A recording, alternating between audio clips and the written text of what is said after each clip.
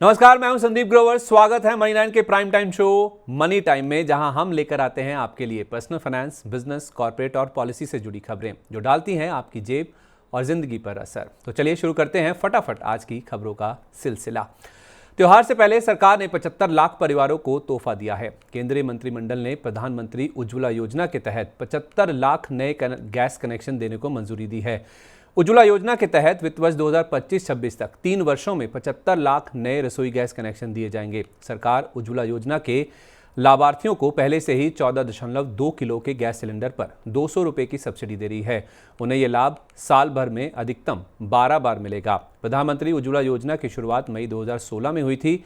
योजना के तहत गरीबी रेखा के नीचे के परिवारों की महिलाओं को मुफ्त में गैस कनेक्शन दिए जाते हैं। लाभार्थियों को पहली बार गैस सिलेंडर और एक गैस चूल्हा मुफ्त में दिया जाता है। वैश्विक बाजारों में अनिश्चितता बनी रहने के बीच भारतीय शेयर बाजार में तेजी जारी है। सेंसेक्स लगातार 9वें दिन तेजी के साथ बंद हुआ। सेंसेक्स 246 अंक चढ़कर 67,565 अंक पर बंद हुआ। वहीं निफ्टी पहली बार 20,000 अंक के ऊपर बंद हुआ। महंगाई और औद्योगिक उत्पादन के बेहतर आंकड़ों से निवेशकों का भरोसा बढ़ा है। वहीं बैंक, एनर्जी और टेलीकॉम शेयरों में खरीदारी होने से बाजार में तेजी रही। बाजार विश्लेषक दिवाली तक बाजार में तेजी जारी रहने का अनुमान जता रहे हैं। शेयर बाजार के बाद अब आपको बताते हैं सराफा बाजार का हाल। 2 दिन स्थिर रहने के बाद बुधवार को सोना और चांदी में फिर बड़ी गिरावट आई। दिल्ली सराफा बाजार में सोना 350 रुपये टूटकर लंबे समय बाद 60,000 रुपये प्रति 10 ग्राम के नीचे आ गया। वहीं चांदी का भाव 1,000 रुपये की गिरावट के साथ 74,000 रुपये प्रति किलोग्राम से नीचे चला गया। अंतर्राष्ट्रीय बाजार में सोना गिरावट के साथ $1911 प्रति ऑन्स, जबकि चांदी $22.94 प्रति ऑन्स पर कारोबार करते हुए देखी गई। डॉलर के मजबूत होने और कच्चा तेल महंगा होने से सोना चांदी के ऊपर दबाव बढ़ रहा है। सरकार ने गुजरात की गिफ्ट सिटी में स्थित कंपनियों की तरफ से जारी किए जाने वाले निवेश ट्रस्ट और ईटीएफ की यूनिट को पूंजीगत लाभ कर से छूट देने की घोषणा की है। अंतर्राष्ट्रीय वित्त सेवा केंद्र के रूप में स्थापित Gujarat international finance tech city को टैक्स फ्री क्षेत्र के रूप में बढ़ावा दिया जा रहा है। गिफ्ट सिटी में स्थित एक्सचेंज पर सूचीबद्ध यानी लिस्टेड और कारोबार करने वाले ईटीएफ पर अब किसी भी तरह का कैपिटल गेन टैक्स नहीं लिया जाएगा। बैंक का लोन चुकाने और लोन सेटलमेंट करने के बाद अब अपनी चल या अचल संपत्ति के ओरिजिनल डॉक्यूमेंट वापस पाने के लिए बैंक ग्राहकों को बैंकों या वित्तीय संस्थानों के चक्कर नहीं लगाने होंगे। ग्राहकों को राहत देने के लिए आरबीआई ने बैंकों और वित्तीय संस्थानों के लिए एक नया निर्देश जारी किया है। इसके तहत कर्ज की पूरी राशि चुकाने के 30 दिन के अंदर बैंकों को प्रॉपर्टी के ओरिजिनल डॉक्यूमेंट ग्राहकों को लौटाने होंगे। अभी कोई समय सीमा तय ना होने से बैंक डॉक्यूमेंट को जारी करने में मनमर्जी करते हैं। इससे ग्राहक बेवजह परेशान होते हैं। इस संबंध में आरबीआई के पास कई शिकायतें और विवादों का ढेर लगा हुआ है। आरबीआई ने कहा है कि निर्देश का पालन नहीं करने पर बैंकों और वित्तीय संस्थानों को 5,000 रुपये प्रतिदिन के हिसाब से हर्जाना देना होगा। सरकार यात्री कारों में 6 एयरबैग अनिवार्य नहीं करेगी। इस घोषणा के बाद ऑटो कंपनियों को बड़ी राहत मिली है। सरकार ने पिछले साल यात्री वाहनों में 6 एयरबैग अक्टूबर 2023 से अनिवार्य करने का प्रस्ताव रखा था।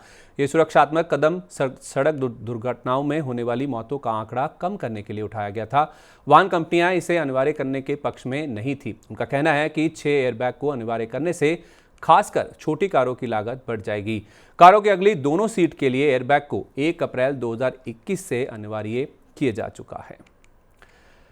सरकार अब उन इलेक्ट्रिक 2 पहिया वाहन कंपनियों के खिलाफ कानूनी कार्रवाई के विकल्प तलाश रही है जो फेम 2 योजना के नियमों का अनुपालन नहीं कर रही हैं। सरकार ने फेम 2 योजना मानदंडों का अनुपालन नहीं करने पर प्रोत्साहित राशि का दावा करने वाली 7 इलेक्ट्रिक 2 पहिया वाहन कंपनियों से 469 करोड़ रुपए वापस करने को कहा है। सरकार ने Hero Electric, Okinawa Autotech, Ampere EV, Revolt Motors, Benling India, MO Mobility और लोहिया ऑटो से प्रोत्साहन राशि वापस करने का निर्देश दिया है। कंपनी को नोटिस भेजा गया है। अब तक केवल रिवोल्ट मोटर्स ने ही रकम वापस करने की पेशकश की है। अन्य ने कोई प्रतिक्रिया नहीं दी है। सरकार इलेक्ट्रिक राजमार्ग विकसित कर रही है। ये राजमार्ग आर्थिक रूप से व्यवहारिक हैं। दिल्ली और जयपुर के बीच भारत का पहला इलेक्ट्रिक राजमार्ग प्रस्तावित है। केंद्रीय सड़क और परिवहन मंत्री नितिन गडकरी ने कहा है कि इलेक्ट्रिक केबल निर्माण का कार्य निजी निवेशक करेंगे। NHAI टोल की तरह ही विद्युत शुल्क वसूल करेगा। इलेक्ट्रिक हाईवे वाहनों के लिए इलेक्ट्रिक ट्रैक्शन उसी तरह उपलब्ध कराया जाएगा जैसे रेलवे के लिए किया जाता है। अभी स्वीडन और नॉर्वे में इलेक्ट्रिक हाईवे सफलतापूर्वक चल रहे हैं। कॉफी डे के शेयर में आज ऊपरी सर्किट लगा। कॉफी डे एंटरप्राइजेस लिमिटेड और उसके कर्जदाता इंडसइंड बैंक में समझौता होने पर उसके खिलाफ दिवाला आदेश रद्द होने के बाद शेयरों में अचानक तेजी आई। NCLT के आदेश के बाद कंपनी के शेयर में बुधवार को 20% का उछाल आया और ये अपने ऊपरी सर्किट को छू गया। कॉफी डे एंटरप्राइजेस लिमिटेड प्रसिद्ध कॉफी श्रृंखला कैफे कॉफी डे की मालिक है। BSE पर कंपनी का शेयर 20% चढ़कर 51 रुपये 26 पैसे पर बंद हुआ और NSE पर कंपनी का शेयर 20% उछलकर 51 रुपये 30 पैसे के स्तर पर बंद हुआ। आज की आखिरी खबर सरकारी कर्मचारियों और पेंशनर्स के लिए है। सरकार महंगाई भत्ते में 4% की बढ़ोतरी करने जा रही है।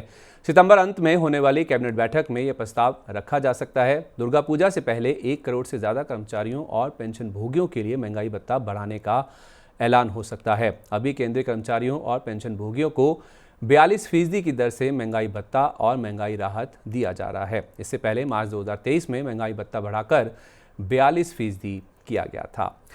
तो ये थी आज की प्रमुख खबरें। अब वक्त हो गया है आपसे विदा लेने का। अब आपसे होगी कल मुलाकात। पर्सनल फाइनेंस से जुड़ी खबरों को पढ़ने के लिए हमारी वेबसाइट www.money9.com पर जाएं। खास कार्यक्रम देखने के लिए आप Money9 सुपर ऐप को भी डाउनलोड कर लें। आज का हमारा मनी टाइम आपको कैसा लगा, नीचे कमेंट बॉक्स में अपनी राय हमारे साथ जरूर शेयर करें।